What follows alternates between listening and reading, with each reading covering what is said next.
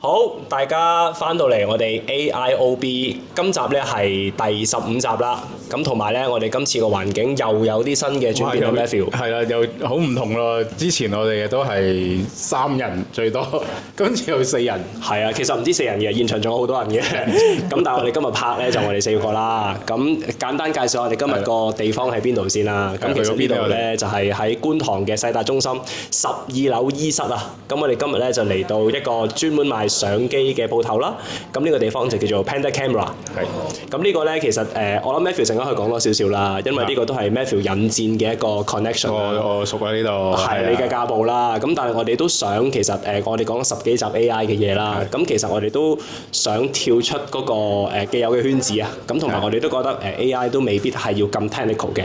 咁我哋今日特登去Panda Camera 啦。咁大家知道賣相機喎，話 AI 嘅嘢喎，會唔會係同圖像相關咧？即係唔止係相機啊，即係 Panda Camera 主要就係菲林相機啦。咁即係我哋點解會楞到有關係咧？首先一就係而家幾多相機擺晒喺度？係啦，首先一就係我同老闆啦 Boris 咧，就係今日介紹埋 Boris 先。係啦，就係識咗好耐㗎啦，由我哋大學開始嘅時間已經識㗎啦。咁另外就係我哋即係講到 AI 啦，AI 就其實好叻做生成任何嘢啦。咁包括生成圖像、生成好多相就。而家都以假亂真咁樣，咁但係一間相機鋪仲要係菲林相機嘅，咁啱好似係同我哋講嘅 AI 繪圖好似係一個相反嘅方向。一個係南極，一個係北極嘅感覺啦。咁究竟係佢哋會即係對於 AI 嘅時代係點樣睇法咧？究竟係一個共存啊，定係會有衝突嘅時代咧？即係我自己都好想得到佢哋嘅分享，咁所以今日嚟到 Panda Camera 啦。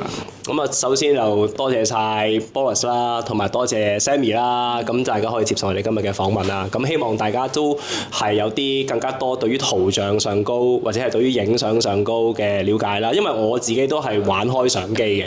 咁嗱，如果有啲咩補充咧，我講漏咗一陣間，可能 Boris 或者 Sammy 有啲補充啊。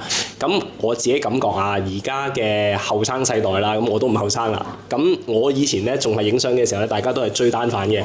咁可能個單反嗰個咩防震好啲啊 ，ISO 勁啲啊，跟住然後支鏡頭光圈又要好啲啊。總之你張相越清越好，條片嗰個叫咩啊？嗰個格數啊，即係個 FPS 越高越好，一定係追個 spec 嘅。咁但係去到而家呢個世代咧，我感覺上好似啲嘢調翻轉頭行喎。而家好似係啲小朋友啊，或者年輕一代中意去影下啲菲林相啊。因為我見到我哋喺Panda Camera 呢度好多嗰啲賣嘅產品啦，同埋有啲佈置啦，其實都係啲菲林相關嘅事情嚟嘅。呢度以菲林多而著稱全港嘅。冇錯，咁啊，我哋特登係因為想揀多啲 analog 嘅嘢啦，就專門訪問下 Boris 啦。咁就可以喺從事，譬如你哋做開攝影呢個行業啦，咁你可以分享下其實而家個 trend 中意玩攝影嘅人，其實而家係想要啲乜，或者佢哋對個相機要求係啲乜，可唔可以同大家分享一下咧？好啊，好啊。咁啊，首先多謝阿 Tony 同埋 Matthew 邀請我哋兩個上嚟呢個節目啦。咁啊我覺得而家年青人玩咧就有個好大嘅唔同，佢哋作為一個興趣咁玩，即係佢已經係一個 hobby， 即係唔係話嗰件嘢影出嚟要有幾清，咁佢享受嗰個拍攝同埋嗰個創作嗰陣時嘅樂趣，咁所以佢唔係話要影得清過部數碼相機，又或者係可能佢部手機都已經影得好過部菲林相機。iPhone 而家都好清啦。係啦，係啦，但係佢嗰個拍攝嘅樂趣啊，佢有嗰個實體嘅菲林啊，甚至本來係一個缺點嚟嘅，嗰個衝數嘅等待啊，你睇到嗰個作品嗰陣時嗰個 surprise， 嗰個 surprise 無論係好到唔好都好啦，都係一個 surprise。咁啊，呢啲嘢我諗都係年青人而家玩翻嘅其中一個原因。咁啊，我隔離真係年輕人，真係年輕人啦，係啦。大家好啊！我係 Panda Camera 嘅 Sammy 啊。咁近年即係呢5-6年啦，菲林攝影咧都逐漸興起咁樣啦，去到而家個熱潮都仲未減退嘅。咁大部分嘅00後咧都開始中意電翻菲林咁樣。咁我自己都係一個00後嚟嘅，咁我都係有啲汗顏添，死啦！係啊。 00後你出世嘅時候，應該菲林都差唔多冇得8899㗎啦。係啊，其實00後出世之後咧，都係一個被高度數碼化嘅年代嚟㗎，基本上。係。咁所以我哋周圍都係一啲比較冰冷同埋冇乜感情嘅屏幕咁樣啦。咁我哋都習慣咗影相，可能影咗好多相之後就一直將佢哋保留咗喺相簿入邊，咁就唔會話真係拎出嚟。相簿你係 digital 相簿喎，唔係實體嗰本相簿手機相簿真係連晒相都爛嘅嗰隻啊。咁所以可能就係因為呢一啲太過高度數碼化嘅趨勢之下，咁即係又有少少受到疫情即係嘅影響，大家冇得出去旅行啊，少咗啲娛樂咁樣，咁所以先至令到大部分嘅年輕人再接觸翻呢個菲林攝影啦。咁菲林攝影佢有趣嘅嗰個位就係佢譬如話一部金屬相機佢嘅重量由自己由0到100去親手組裝即係裝一卷底片，去到等待沖數嘅嗰個過程，咁呢啲都係數碼攝影冇辦法俾到我哋嘅一啲體驗啦。咁所以我哋都有啲金屬相機喺度啊，係啊係啊，攞晒出嚟啦。呢啲都好有重量㗎，其實。咁呢個就比較適合一啲新手咁樣咯，即係可能想試下菲林攝影，但係又未有咁多即係咁大嘅金錢去投資一部高階嘅傻瓜機咁樣，咁就會有呢啲機仔可以試下。咁佢都係一個幾易上手嘅菲林機嚟嘅。咁係啊，回歸正傳啦。咁我就覺得即係正如 Panda Camera 嘅 slogan 咁樣啦 ，take a photo, take it easy。咁其實即係好多人都話，可能後生仔你影翻菲林，咪又係為咗有啲嘢可以 post 上 IG。咁但係其實我覺得我哋願意將一啲數碼化嘅影像再 po 上社交媒體咁樣咧，其實我哋都係等待咗嗰個菲林沖數嘅嗰個過程，我哋先至有呢啲作品去收藏，又或者分享俾其他人，咁就呼應咗 Panda Camera 嘅一個 slogan， 其實代表年輕人都好願意去花時間去沉澱自己，去學識仔細咁樣觀察周邊嘅環境。哇，好詳細！我想問嘅已經講晒，我反而想問啲少少嘥，即係我哋叫邊皮啲啦，即係你細個嘅時候，你有冇記得爸爸媽媽同你影相？我相信一定會有啦。你有冇同爸爸媽媽問過嗰陣時影相係用數碼相啊，定係用菲林相啊？真係好細個嘅時候，我媽咪就有用過菲林相機幫我影嘅。我真係有嘅，真係有嘅。揾唔揾得翻張菲林出嚟啊？揾唔翻啦，係啊，應該搬屋嗰陣時都唔知去咗邊啦。明白。係啦。我第二個問題想問就係因為我自己理解啦，即係你哋對於影菲林啊，或者你哋用啲比較我哋叫傳統相機啦，其實理應你哋係冇接觸過噶嘛。你哋成長嘅時候，我諗大部分嘅相機都係單反啦。點解嗰一刻會突然之間會 switch 去玩數碼相，玩傳統相機咧？啱啱聽你講過就係話你想要嗰種儀式感，我可唔可以咁樣理解咧？或者係你想要嗰種親手落去做，由零去到 develop， 去到晒出嚟嗰一刻嗰種衝動，有冇啲特別嘅因素？你覺得係你會想玩傳統嘅攝影啊、菲林攝影啊，多過玩 digital 咧？我就認為菲林攝影比數碼攝影付出嘅嗰個金錢同埋時間成本都比較高咯，咁樣啦。咁首先時間成本，簡單啲就係貴啦。係時間沉澱嘅價值。OK。咁譬如話喺 Panda Camera 沖數一筒普通嘅 C41菲林咁樣。咁如果5點前嘅話，就可以即日俾到相嘅，但係好快喎。都為咗照顧我哋客人嘅需要啊嘛。係36格啊，即係以防有啲朋友仔可能完全冇印象玩呢個菲林。係啊。一卷呢啲菲林就影到36張，有啲可能37張嘅。偷多少少嘅話都影到39張嘅。通常係我手動機先得係嘛？我大嘅話，佢哋通常都會有少少嘅緩衝，咁就唔會話一卷淨係影到36張嘅。咁最盡都影到39咁樣。哇！所以真係識貨之人啊！因為我以前玩菲林相機，我頂到盡我係偷到2張啫，即係38張啫，我哋未試過影到39張嘅，係啦。咁呢啲都係一啲我諗可以話係好玩嘅地方咯。係，即係都算係一個小驚喜咁樣啦。即係原本諗住淨係影到36張，但係額外嘅嗰3張對於菲林即係影菲林嘅本人嚟講咧，係一個 surprise 嚟嘅，都係係啦。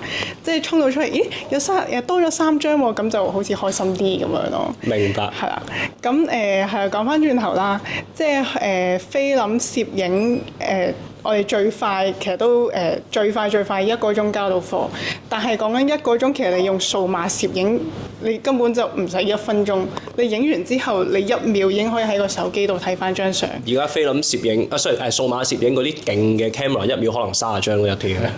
係啊，已經係即刻睇到。已經係片嚟㗎啦，佢唔係相嚟㗎，佢可以連埋一條片咁做，30格咁樣你已經係一條片嚟㗎。所以呢一個反而可能會帶嚟一個反效果，就係影完好多相之後，都啱啱所講啦，都唔會話好用心咁樣去逐張咁樣睇翻，因為我付出嘅嗰個時間可能只係10秒甚至係幾秒嘅事咁樣。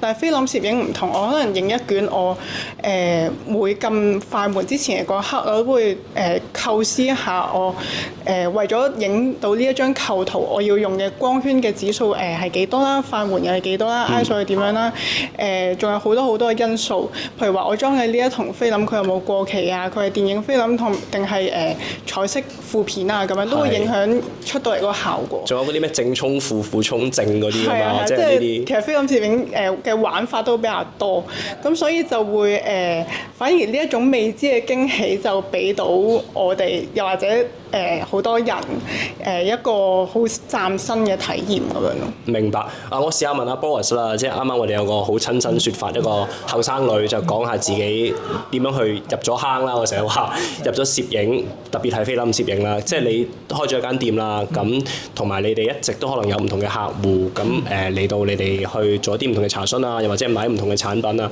我反而想問一個問題就係我哋都知道 AI 可能呢2-3年啦，特別興起得好犀利啦。客戶嚟到查詢，可能係叫 AI 前嘅時候，同埋 AI 後嘅時候，有冇啲好特別嘅改變？假如啊，我諗緊就係會唔會係佢哋話，我以前就係好中意某一隻鏡頭影出嚟嘅效果，或者可能我好中意某一隻菲林嘅質感。咁以前係真係模擬唔到噶嘛。咁但係可能有 AI 嘅幫手啦。咁我可以叫個 AI 幫我 simulate 或者係 gen 一隻類似咁樣嘅效果嘅相出嚟。咁如果嗰啲人就話，我 gen 都得啦，我使乜影啫？即係會唔會有啲咁樣嘅情況？或者以你嘅 observation 啊，即係喺 AI 前後有啲乜嘢好特別？大家可能喺攝影上高啊，或者係個客戶上高嘅一啲變化咧？我諗主要喺2方面，一方面就影證件相，影證件相啊嗰啲，影完之後咧，佢可能以前唔會叫你執嘅，佢而家會叫你執一執，佢知道你咧用 AI 好快就執完。咁咧另外一樣咧就係用 AI 執定用 Photoshop 執啊？而家係其實用唔到 AI 執嘅，即係點解咧？因為特別你如果係學生相或者見工嗰啲冇乜所謂，但係你護照啊剩嗰啲咧，你唔可以個變化咁大嘛。有時你 AI 執咗咧，有嘢改咗你自己唔覺。係啊，靚仔得滯。係啊，靚仔得滯。遮咗頭髮嗰啲會唔會可能都有？係啊，咁啊另外就係呢個修復舊相。係咪即係以前嗰啲底片想叫你幫手做？係啦，咁啊可能以前就淨係 digitalize 嘅叫你，咁而家可能佢會要求你嚟 tune 埋個顏色啊，即係睇下有咩方法可以修復翻啊咁樣，咁啊主要係呢1-2方面，係啦。如果菲林上邊咧，即係我諗緊我以前啦，我諗十幾年前啦，咁我都有玩過一陣間菲林嘅。咁嗰陣時菲林咧就平好多嘅。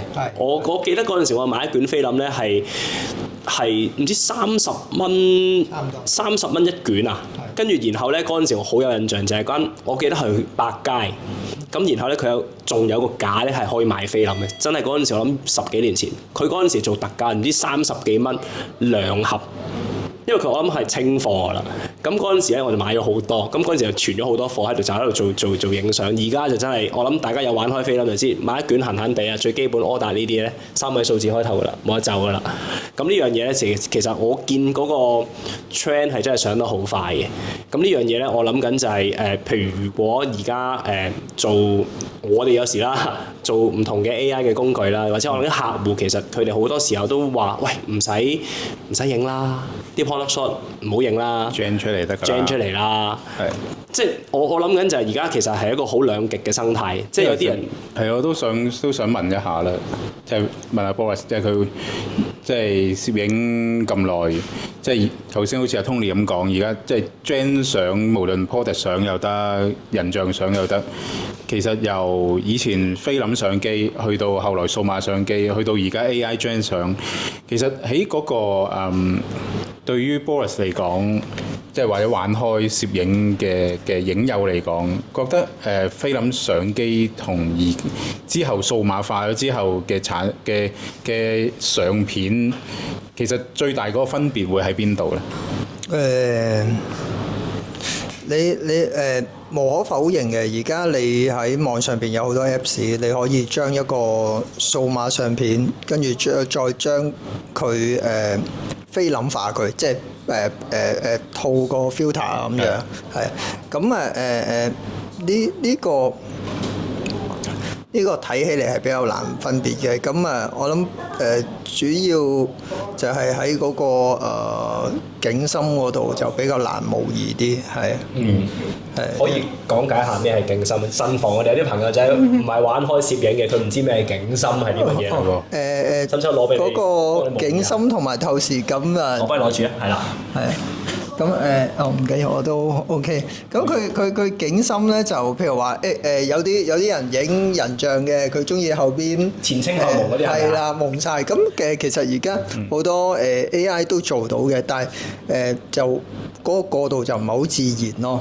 哦，係啦。咁另外個透視感咧就因為你手機拍咧，又或者你用手機拍個 sensor 好細，咁我可以幫一幫阿 Boris 手啦。係啊，呢度好，可以開得。好，好。咁所以仲你始終無論你用120或者用一啲中幅嘅數碼相機，個 sensor 好大，咁個 sensor 比係啦。普通手機會大好多倍，咁你影出嚟嗰個透視感係完全唔同，係。話你呢部係蝦數喎，犀利喎！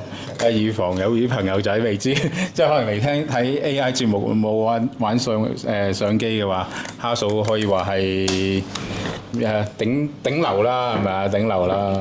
老實講，我自己都冇掂過蝦數，我知蝦數都係叫做相機嘅天花板啦。咁啱啱見到，啱啱俾大家睇咧，其實就係個蝦數。我哋有時可唔可以叫個底啊？即係係啦，係啦個底。咁即係影開攝影嘅朋友仔就話呢個係個底嚟嘅，呢叫大底機啦。咁又有名你叫大底，就係佢嗰個感光元件特別大。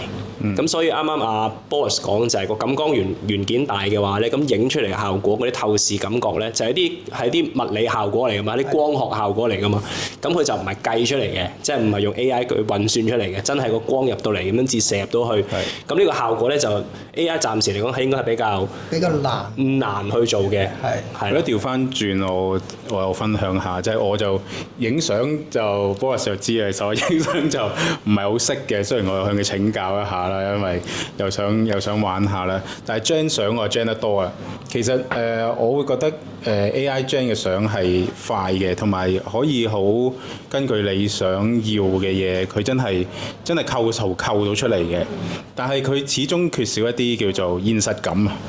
現實感嘅地方係一啲細節又好啦，一啲大環境又好，其實喺 AI 嚟講，佢始終唔係來自於真實畫面，即係真實情景嘅取材。佢有時有啲你會覺得唔應該喺個場景出現嘅嘢，佢又會出現啦。即係一個香港嘅真實環境，但係可能個垃圾桶其實係外國嘅。即係其實呢啲咁樣嘅違和感就係好容易會出現。咁多多少少當嗰啲咁樣嘅違和感加埋之後咧，嗰幅相嘅 AI 味就出嚟。咁尤其以影真人嚟講啊，真人嚟講就好多時 AI 生成嘅人咧就太 AI 味太重啦，即係所謂有啲人會覺得係太完美嘅模樣啊，即係太靚仔或者太靚女。咁但係喺現實嚟講，唔完美係一種味道嚟嘅。反而我覺得喺真實嘅攝影啦，尤其菲林攝影上邊，係能夠更原汁原味咁樣呈現呢種嘅感覺出嚟啦。咁阿 Boris 或者 Sammy 係咪點樣認為係咁樣咧？係啊，我覺得即係一定係嘅，因為你嗰個不完美其實都係一種效果，一種大家想要，可能係大家想要嘅嘢。咁當然視乎你擺佢喺一個工作層面，定係喺呢個個人興趣層面。個人興趣層面，你唔會想一秒就彈張相出嚟嘅，係咪？即係你想 enjoy 嗰個過程，係咪啊？即係你玩垂滑梯，咁你喂由高到低有成10秒上落去嘅，好過2秒就上完啦，係咪？即係你都想個過程耐啲 ，enjoy 嗰個過程。咁所以我覺得就係睇你嗰個最緊要就係睇你個 purpose 喺邊度，係啦。咁係啦，你睇下 Sammy 有冇咩補充？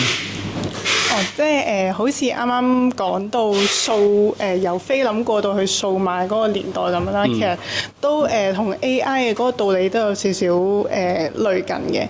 即係譬如話AI 可以好快速咁樣生成一張圖，但係佢未必係一張本人心目中想要，又或者係一張準確嘅圖。譬如話影一張 still photo 咁樣，我想影一筒菲林嘅 product shot， 但係佢prompt gen 出嚟嗰個背景未必係好符合到成個產品佢本身嘅嗰個感覺啊，嗰個意象啊咁樣。咁呢啲都係就係呼應翻，其實攝影喺某個程度上都係都仲係主宰緊 AI 佢 gen 圖嘅嗰個功能咁樣嘅。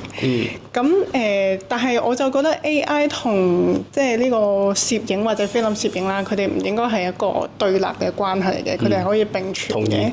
係啦，即係譬如話對於菲林新手嚟講，咁佢哋可以學識運用 AI 去掌握一啲ISO 光圈快門一啲比較原則性上嘅關係，去學識點樣睇啲數據，去運用呢啲 data 去facilitate 自己嘅影相嘅技巧咁樣。咁對一啲攝影嘅老手嚟講，譬如話可能佢哋影數碼攝影啦，咁其實 AI 喺數碼相機入邊，佢哋都有一啲好先進嘅功能，譬如話自動追焦咁樣，咁就可以方便到嗰啲已經影咗相好多年嘅老手，咁佢哋就更加 focus 喺構圖啊、講古仔嘅方面，咁就省略咗一啲比較真係繁瑣少少嘅即係步驟上邊咯。我試下我都補充少少啦，我補充阿 Matthew 同埋補充阿 Sammy 嘅一啲想法，因為我自己都叫半個影相人啦，曾經何時我都做好多 production 嘅事情。咁我覺得攝影個位同埋而家可能大家好成日用 AI generation 啊或者生成啊，其實我自己有少少嘅堅持嘅，即係我大家同分享下啦，即係睇下同唔同意啦。我覺得攝影咧係要用眼去做嘅，跟住個眼你可以係肉眼，你可以係心眼，係啦。咁我覺得呢個係一個好決定性嘅一個關鍵位嚟嘅，即係嗰件嘢，譬如你覺得好睇靚，你有感興趣，或者有啲想法，你想表達個故仔，咁你咪用你隻眼，用你部相機，透過個 viewfinder 影出去咯。咁我覺得呢個就係真係我自己俾攝影嘅定義嚟嘅，可能人言人殊啊，每個人嘅想法有唔同。咁我自己覺得，無論係 digital 好，無論係 analog 好，其實我自己覺得冇乜所謂。咁而家可能大家玩得 analog 多，因為件嘢就叫咩復古玩翻轉頭啊！我哋成日都嚇，或者我聽聞過就係話，而家 AI 真係行得太快啦。咁啲嘢真係 too good to be true。咁然後有啲嘢我想係冇咁完美，又或者可能真係有啲現實嘅感覺。或者我聽啲朋友仔啲後生啲，佢就話我想要啲 film grain，佢想要嗰啲菲林微粒。咁嗰啲菲林微粒真係數碼係冇嘅，數碼係滑捋捋、滑不留手，或者係界手界到好離，即係嗰啲鏡頭非常之 sharp。咁但係以前菲林相機就冇呢啲咁嘅效果。咁呢樣係我覺得就係攝影係仍然有佢個位置。咁但係你話點樣？我自己做開 marketing 啦，以前就點樣去講緊 trend 圖啊，或者係幫啲客戶去做好大量嘅相咧，咁都啱嘅。即係 AI 佢嘅圖，佢生成圖片咧，其實你咪當係一個 mass production 咯。佢係一個量產喺工廠入邊啤膠咁啤出嚟。咁你工廠肯定係要快、準、狠，同埋最緊要係精準啊嘛。咁呢樣嘢我覺得 AI 做得到嘅。咁但係呢樣嘢我覺得就唔係攝影啦。咁同埋阿 Sammy 都講，其實兩樣嘢係互不從屬，亦都互相不是對立的關係。咁大家有自己嘅定位同位置。咁我都好理解嘅就係，我如果真係做工作上 marketing 廣告上高嘅嘢，咁 AI 生成的確佔咗一個好大嘅部分。咁呢部分但係攝影嗰部分，譬如我哋而家錄緊呢個 AIOB， 其實我哋都唔用 AI 去做啊，我哋都用真人去上鏡啊。咁有啲嘢我都係仍然有啲堅持咯。咁呢樣嘢係嗰個人嗰種 deliverables 啊，嗰種溫度啊，或者嗰個你俾我感受到嗰種感覺，其實呢樣嘢真係 AI 取代唔到。係嘅，承照住 Tony 講嘅想法啦，即係攝影係因為有人嘅參與啦。咁呢一樣咧，其實我喺前一排就都有思考一件事，就係有人話用 AI 生成嘅一啲嘢，算唔算可以作為一種藝術？咁我喺度思考緊，我就喺度覺得當時我就諗，我突然諗起阿 Boris 同我講過一樣嘢，佢話：其實有人以前即係會認為攝影唔係一種真正嘅藝術，係有啲邊緣嘅藝術。咁我當時就請教 Boris， 點解攝影唔係一種藝術？因為對於我嚟講，我一直都認為攝影係一種藝術嘅。咁因為 Boris 就同我解釋就係，因為攝影因為攞住嗰啲工具嘅，變得嗰個呈現得個門檻好低，即係用相對起可能用畫畫啦，用寫字啊，係啊，雕刻啊，就真係由好低層開始你就建立起一個藝術品。咁攝影可以話你只要攞住部相機，你識得嗰啲參數，你撳個掣就形成嗰個藝術品，就變得究竟係咪一種藝術？咁我又喺度諗翻，其實套用起同樣嘅情況，就係 AI， 其實都係喎，即係 AI 生成係超級容易，即係而家最多人研究就係點樣落嗰個 prompt 啦，即係嗰個指令點樣令到嗰幅圖畫出嚟。咁我就喺度思考一樣嘢，咁其實最核心、最有靈魂、最藝術嗰個位置喺邊呢？其實就係頭先 Tony 講嗰樣嘢，嗰個人你對眼係點樣睇到一樣嘢？你嘅觀點與角度係乜嘢？你喺嗰度提煉咗啲乜嘢出嚟，然後用工具呈現出嚟。至於個工具可以係畫畫，可以係文字，可以係唱歌、跳舞，當然亦都可以係菲林攝影。咁去到而家啦，我覺得就算用 AI 亦都可以呈現。即係最核心就係當你個心有樣嘢想表達，你其實用乜嘢工具，佢最後都係一種藝術。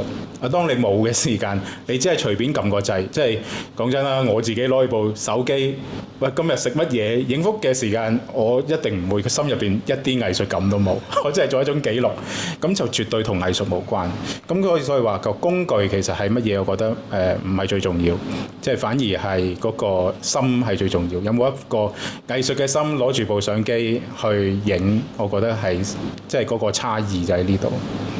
咁啊 Boris 冇啲諗法，係啊，因為呢句嘢都係由你學翻嚟嘅，真係好受用啊！我覺得呢句。所以係啊，即係我當然完全同意啦。同埋我舉多個例子，譬如話以前啲人覺得呢個攝影係比唔上油畫嘅，特別係攝影。即係喺100年前嗰陣時，即係100-200年前出嚟嗰陣時。但係其實油畫你有冇諗過？如果你擺一幅白色嘅油畫布喺度，淨係油一隻顏色上去，咁樣又算唔算呢？即係不假思考地，又或者在你屋企埲牆要油漆。就咁樣游上去，咁嗰種算唔算藝術呢？即係我覺得呢個就係藝術同埋唔係藝術嘅分別，係。好啊，咁我哋今日咧都好多謝 Boris 啦，亦都好多謝 Sammy 啦。咁除咗 AI 之外，我哋探討埋藝術呢個層次啦。咁我都覺得啦，就係其實如果大家中意影相，咁其實我自己覺得影相或者無論你菲林攝影、數碼攝影，其實我睇我眼中啊，都係一種藝術嘅表現嚟嘅。咁因為始終個人覺得呢樣嘢靚，你先會影嘅啫。咁好老實講，你唔影，特別你用菲林嘅話，你覺得唔靚，你都唔會嘥張菲林去做啦。咁呢個其實我覺得係一件好關鍵嘅事。啱啱 Sammy 都講過就係。我一卷菲林就好珍惜，咁佢會諗過度過，校好晒個參數，我先撳入去。咁但係數碼我唔需要啊嘛，咁樣去做咯。咁但係都唔，我自己覺得啊，即使快快慢慢其實冇乜所謂嘅，但係呢件嘢始終係你每個心底裏邊有自己嘅 message 想講，咁其實已經 OK 嘅啦。咁你話 AI 係咪 art 啫嘛？係咪藝術啊嘛？我覺得 AI 都可以係藝術。AI 生成可以真係藝術嚟。係啊，我認為係啊，係啊，我都覺得 OK 㗎。就算我而家咧，我都問 Boris 攞啲真相咧，上面做啲 AI 創作。咁其實真相再加上 AI 嗰個感覺係好唔同，同你完全由 AI gen 出嚟，即係一種特別嘅呈現嚟嘅。咁呢種可以話係新嘅時代啦，亦都咁樣衍生咗一堆新嘅創作方法。同埋我都覺得就係 AI。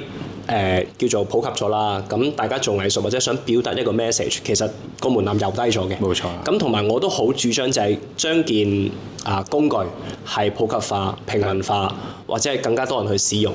唔應該係一啲叫做好艱深、好高深嘅理論，就係嗰班人可以獨有，而嗰班人就話呢樣嘢先係藝術，嗰啲嘢唔係藝術。其實我唔 buy 呢樣嘢嘅。咁我相信阿波係岌晒頭㗎啦，我相信佢都係喺度 yes yes yes 咁樣樣，因為我自己都好認同一樣嘢，就係其實技術係應該普及嘅，咁每個人亦都有權利，亦都有能力可以去表達自己想講嘅嘢，或者係自己嘅想法咯。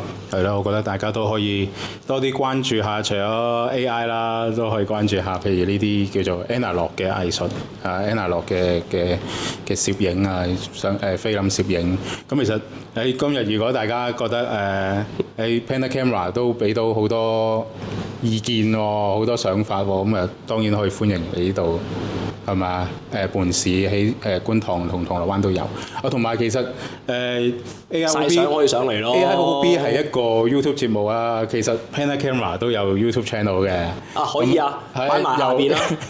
睇完呢邊睇翻 Panda Camera 呢邊啦，可以㗎。係啦，大家都可以睇下佢哋嘅分享係。同埋我覺得就係如果大家有聽眾、觀眾又好，係想玩 digital， 亦都係想玩 analog， 冇乜所謂嘅。總之我覺得係攝影咧，就揾 Panda Camera 啦，就揾 Boris 啦。咁做多少少嘅 promotion 啊，唔怕有啲呢個任意 sell 都得嘅，係啦。其實觀塘世大中心12樓 E 室 Panda Camera， 咁可以買菲林啦、買相機啦、買鏡頭啦，咁同埋可以曬相，好多唔同嘅攝影嘅周邊嘢都喺晒。仲有銅鑼灣希慎啊，仲就腳。係啦，咁記得去啦，幫襯啦，買 analog 啦，知唔知啊？係啦，咁我哋今日咧今集個 AIOB 啦，就暫時係咁先啦。希望今日呢個我哋叫做特別版啦，我哋叫做外景啦，啲嘗試嘅 crossover。係啦，咁可以多啲唔同嘅變化啦，亦都可以俾啲新鮮咁大家啦。除咗 AI 之外，我哋 AI Beyond， 我哋成日都話 AI Plus 啊嘛，我哋今次有 AI Plus 攝影再 Plus 藝術啦。咁我哋希望下次再 Plus 多啲嘢啦。咁就同埋都係嗰句啦 ，like comment subscribe。咁同埋我哋每個禮拜四晚上9點鐘咧，我哋都會喺晴網再見嘅。咁多謝晒大家嘅支持，拜拜。